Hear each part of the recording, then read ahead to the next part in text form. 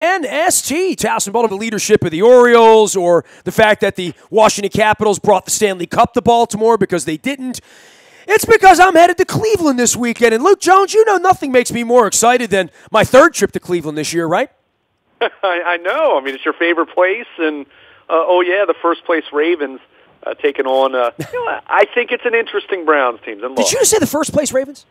I did. All right. I like what you say. We can't say that much, though, right? Technically, the Bengals have the tiebreaker right now, but they'll play them again. Dude, can I do some – here's a really good piece for you, because if they win on Sunday and they're really in first place, Cincinnati loses or whatever, I would love to know – this is a cool idea. They've been here since, let's call it September 1st of 96, right? That's when they could win a game or lose a game. How many days – that they've spent in first place in 23 years, it's not a lot, dude. It's not a lot like it might be double digits, single digit, I don't know, but they have never really been in first place much outside of 2006, not even for a couple of weeks. They've never been a team with a 1-game or 2-game lead in November, and so for that, it's very weird. I mean, if they were to be the front runner in 23 years, as good as they've been, they haven't been in first place much.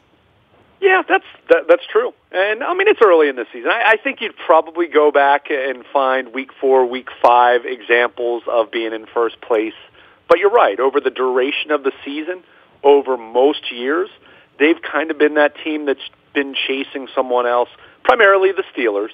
Let's call a spade. Never the Browns. Never the Browns. And, the Bengals sometimes. And, hey, I'll say this. As much as I give the Ravens all the credit in the world for what they did Sunday night, I still look at the Bengals and say I think they might be a really good football team as well. So who knows what's going to happen with Pittsburgh? I mean, Le'Veon Bell, does he come back? Do they trade him? I mean, I know he gave an interview that sounds, at least is trying to portray it being a little more kumbaya than it's been, but I'm not sure I'm buying that. So when it's all said and done and the smoke clears and we're entering the month of December, if you tell me that it's the Bengals and the Ravens neck and neck and maybe even Pittsburgh lagging behind by a couple games, I won't be shocked by that based on what I've seen. But, this is a big opportunity for the Ravens going to Cleveland. I think it's for if no other reason, Baker Mayfield alone makes the Browns far more interesting than they've been in a long time. And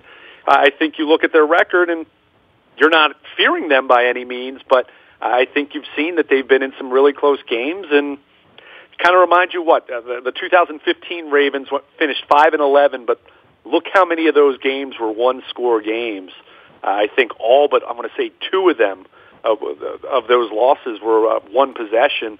The Browns kind of remind you a little bit of that right now. So the Ravens need to be ready to play. There's no question about that. If they go to Cleveland and they try to sleepwalk through the first half, they're going to put themselves in a position to be beat. He is Luke Jones. He is Baltimore Luke out on Twitter. I will be in Cleveland. Luke will not be in Cleveland. Luke's back here, monitor to all things Orioles because they're going to hire, and maybe they're not. You're going to watch a lot of baseball this weekend. I know that. But the football part of this for the Ravens, and I know we talked to Nick Boyle at length about this out at Buffalo Wild Wings on Wednesday night. This is a fascinating offense in that I think it's going to get better. I mean, if Joe stays healthy and people stay healthy here, I'm not bullish, but I really do see potential here that in November, December, this could round into something that could really be something we like. Yeah, I think that's completely fair. I mean, I think you look at where the running game is, and I mean, I'm concerned about the running game. I think there's certainly room for improvement. I think they can improve.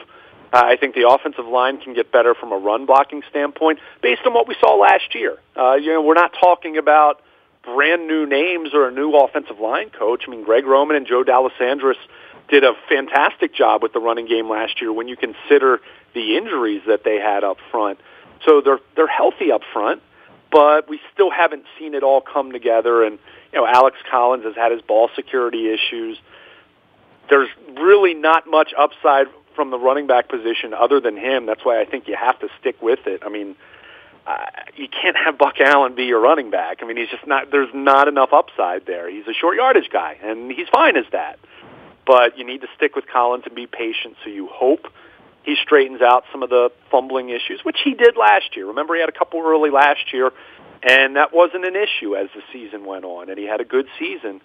So I think there's potential improvement there, and I think they're going to need that because as well as Joe Flacco has played the first 4 weeks, I don't expect Joe to continue to go out there and just throw for 300-plus yards every single week. He's never been that guy. He's been that guy for 4 or 5 games at a time, as we saw in the 2012 postseason. Joe was at his best and remains his most consistent when you do have a running game that's complementing him. So I think that's still a goal. I still think that's an attainable goal, but until they do it, it's fair to have some concern. On the passing game side, this team still hasn't had its first-round pick on the field. Speaking of Hayden Hurst, who, as much as I've been impressed with what Mark Andrews has done, and I think you have to be pleased with what Max Williams and Nick Boyle have even offered, with neither of those guys being considered pass-catching minded tight ends, they've been productive there. So I don't know if Hayden Hurst coming back propels them to an even higher level per se, but it might make them a little bit better at least. And I think he certainly has the potential to be their most well-rounded tight end. And I think that's something that helps you just from a matchup standpoint. I mean, it's kind of tough when you have blocking tight ends and then you have guys that are more of your receiving tight ends. If they only do one or the other, it makes it easier for defenses to figure out what you're trying to do. That's why it's been important to see Max Williams and Nick Boyle make some catches. But if you have a guy like Hayden Hurst who, by most accounts seems to be a capable blocker and can really make some plays in the passing game, probably that their other guys can't, although Andrews has certainly done a good job down the seam, I think it just gives you another layer to your passing game. So that's what is really exciting about this. And I'll continue to go back to Joe Flacco after the Pittsburgh game where, this was the Ravens' first big win in Pittsburgh. I'm not going to count 15 because they beat Mike Vick. They were 0-3. The season was already basically shot already. But this is their biggest road win over Pittsburgh, their biggest road win period since the 2014 postseason when they beat the Steelers. Well, you talked about the quarterbacks they beat.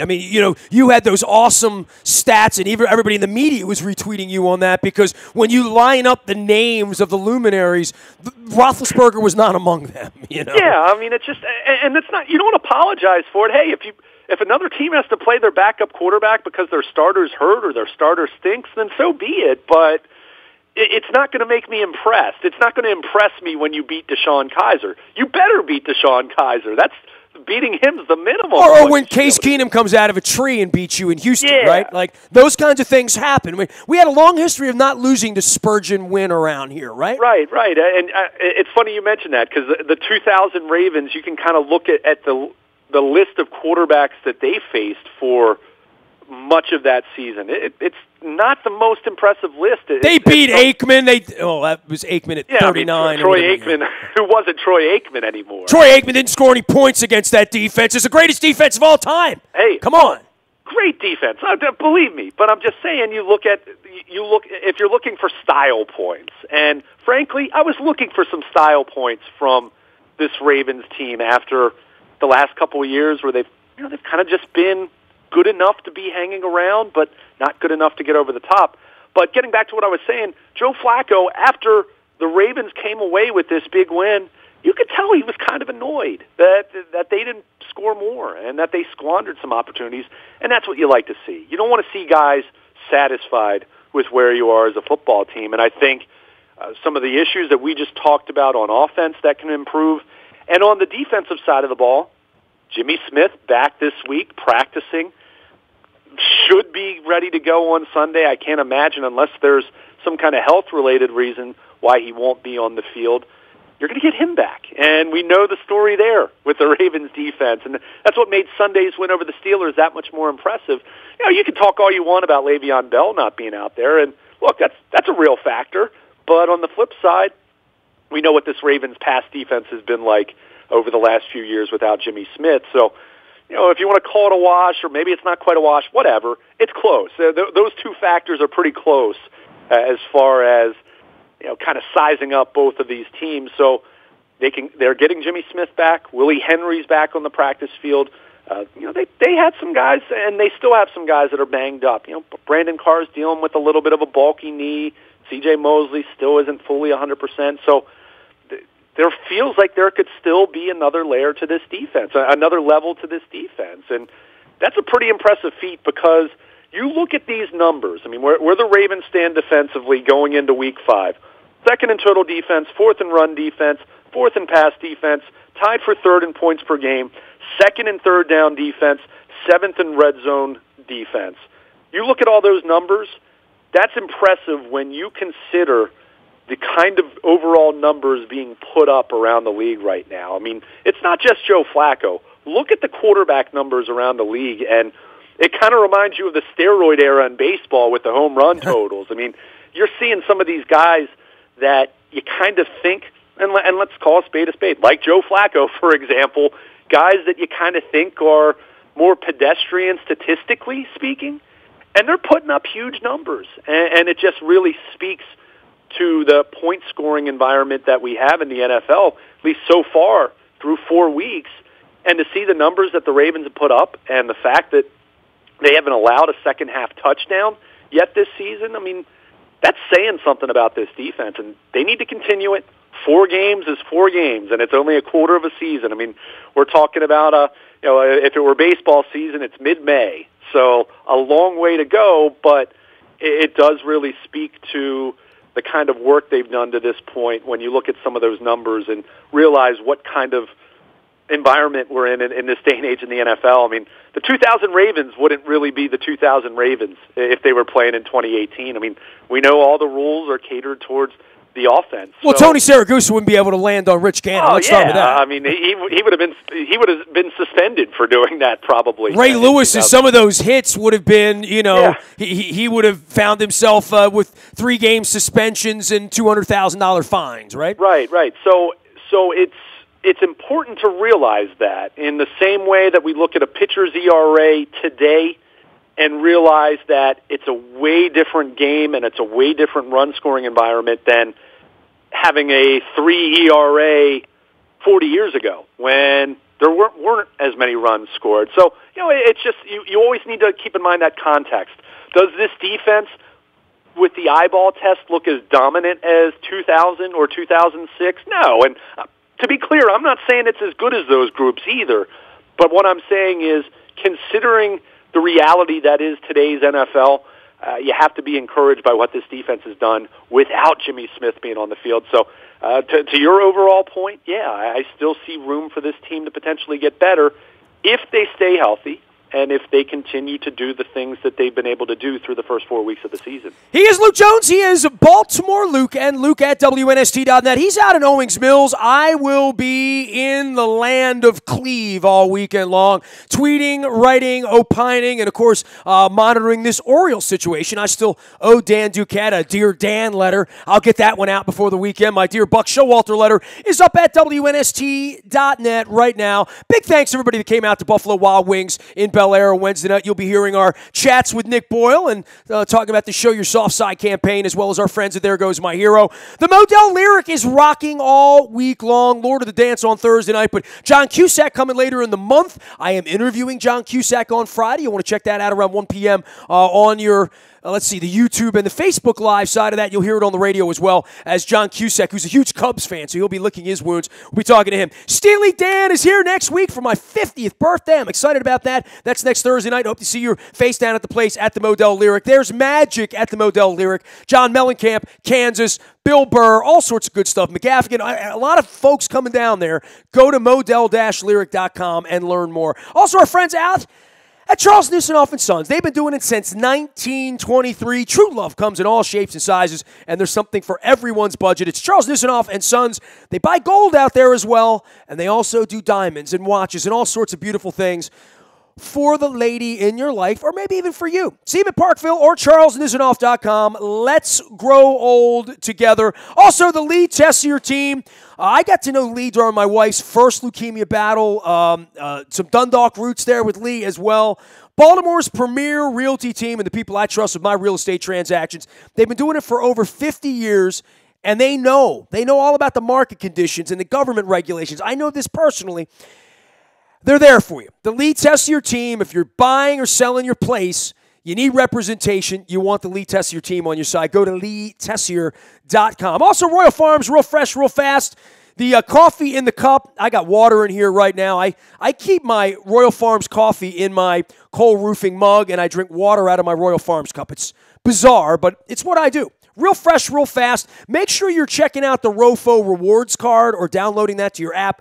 When you pump your gas, you use the card, you get the points like we do. Then you get the French fries and the tasty Royal Farms fried chicken, all for free for the points. And the coffee's $1 right now. Justin Tucker's singing about it in opera.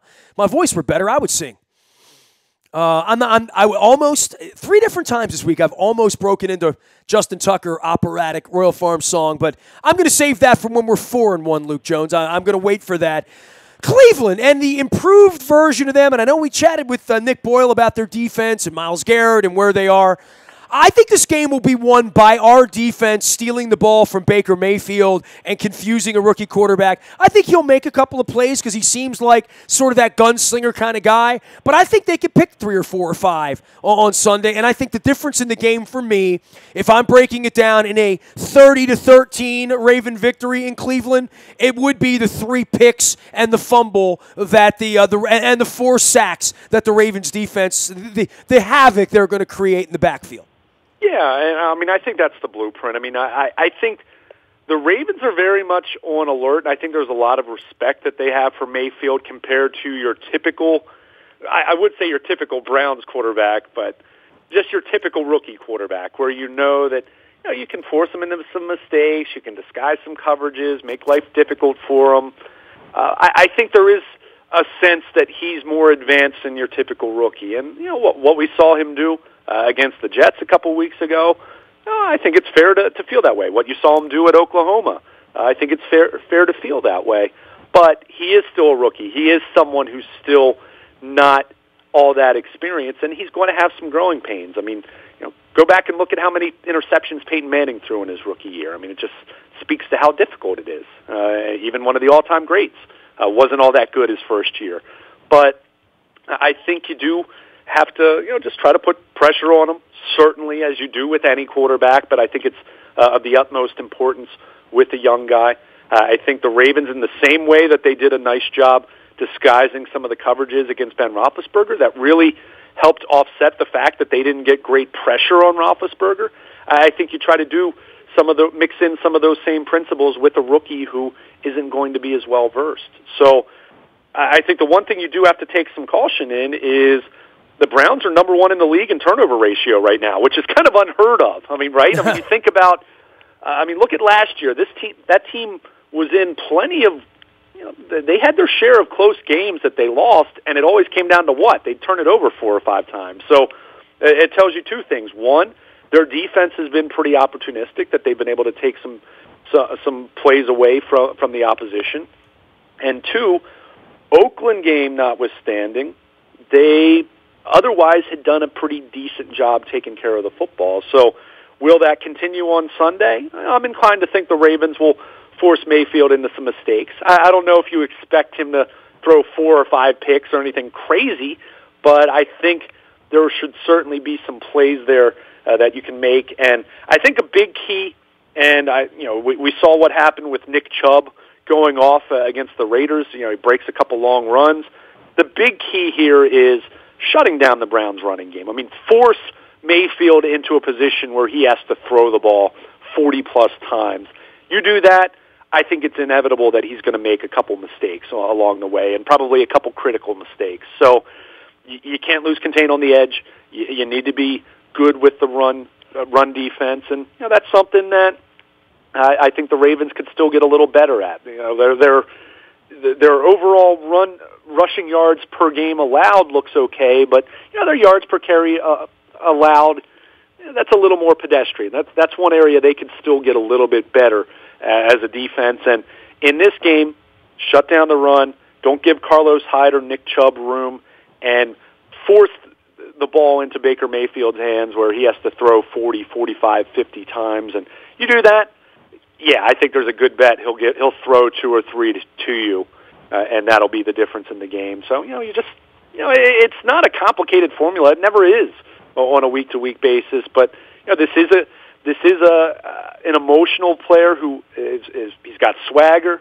and I think that's a good thing. But I also think that can be something that serves or can be a detriment to him if you can force him into a critical mistake or two at some point. Maybe not the end of the game, even maybe it's the second quarter, and maybe that does impact him a little bit more than a veteran quarterback who's been through that. So it's going to be fascinating. And again, I'll say this, I've said it before, I like Baker Mayfield. I think they made a good pick, and I'll go on the record as saying that. And if I'm wrong, I'm wrong. It wouldn't be the first time, but I think the Ravens need to take advantage of him now, because I think there's a chance, if they continue to put talent around him, I think there's a chance the Browns may have actually found a guy that, dare I say, they might be able to win with in the maybe not all that distant future. He is Luke Jones. He is Baltimore Luke out on Twitter. We will be monitoring all things Ravens, injury reports, all that stuff coming out on the text service. That's all brought to you by our friends at Coons Ford of Security Boulevard. Dennis Kalatzos will be here this Thursday, every Thursday, getting you ready for the games from 3 until 5. It is the SSV on WNST as well. Big thanks to all of our sponsors, including our friends out of Fremont Mortgage, for putting on our Wednesday night event up at Buffalo Wild Wings with Nick Boyle. We swapped for the Bone Marrow Registry. We learned a little bit about the Show Your Soft Side campaign and our love of animals. Danny Wiseman, PBA bowler, is having his big event this weekend, and his scholarship fund as well. And we reminisced and had some fun the other night up in Bel Air. We'll be doing some more live shows. They're always brought to you by Fremont Mortgage. Don't make a 30-year mistake by choosing the wrong lender. You need the right lender. That is Fremont Mortgage and our pal Carl Delmont. Find them at Freedmont.com to get more education on that. Also, all of our programming brought to you by King Discount Liquors. Lottery, beer, booze, and the best prices in Baltimore. I get out and give the King a ring every couple weeks, pick me up a six-pack and a bottle of Malbec for my baseball viewing pleasure. I'm watching all baseball around here this weekend. I know Luke is as well. They are your headquarters out there. All the guys love baseball at King Discount Liquors. Johnny Bev and the King All-Stars. See the commercial and the one the Orioles didn't want you to see out on my Facebook page. Luke, last thing for you, in getting around the league and baseball and football, this is one of the wonderful times, and I know as hot as it's been, Jen and I were making our way up to Bel Air on Wednesday for the Nick Boyle thing, and the leaves started to change, and the bunting is out now, and we had a 13-inning game, and the Cubs eliminated, and the Yankees just sort of put their foot down on the Athletics, but we got some good baseball this weekend too, don't we? Oh, no question about it. I mean, this is my favorite time of year. It really I know it is. It's your birthday too, so happy birthday. Well, I appreciate that, but beyond that, I mean, NFL season, we're starting to at least think we know what the league's going to look like, and hey, we'll have some crazy games on Sunday, and we'll be talking about it in a different context then, but the NFL season's kind of, we're getting some context, we're getting some perspective on what it's going to look like. Baseball playoffs, and even though me personally, I'm not terribly interested in it, but hockey starts up, basketball starts up later this month. I mean, it's the time of year where all four major professional sports are going, and I mean, that's just fun. But baseball, I think I said this to you recently, but I don't know if it's just because I've been so beaten down covering a 115-loss baseball team, but I'm really looking forward to the postseason more so than I normally am. Maybe it's just because I think there's a lot of intrigue. I mean, we had two tiebreaker games at the beginning of the week with the number 1 seed in the NL and the number 2 seed in the NL at stake, and the losers had to play in the wild card game. And look at the Cubs; they're out. I mean, it really does speak to the drama. And I know some of the games run long. I get that. I understand there's some frustration there, but it really is some great theater. And as much as I didn't want to see the Yankees win the wild card game, hey, Yankees, Red Sox, you root for lightning or an earthquake or something. Not really, but you get my point. As someone else, a non-Yankees or Red Sox fan that watches the AL East, but it's a great rivalry. It's the first time. I couldn't believe it hadn't really dawned on me that they haven't met in the postseason since '04. That epic ALCS, historic.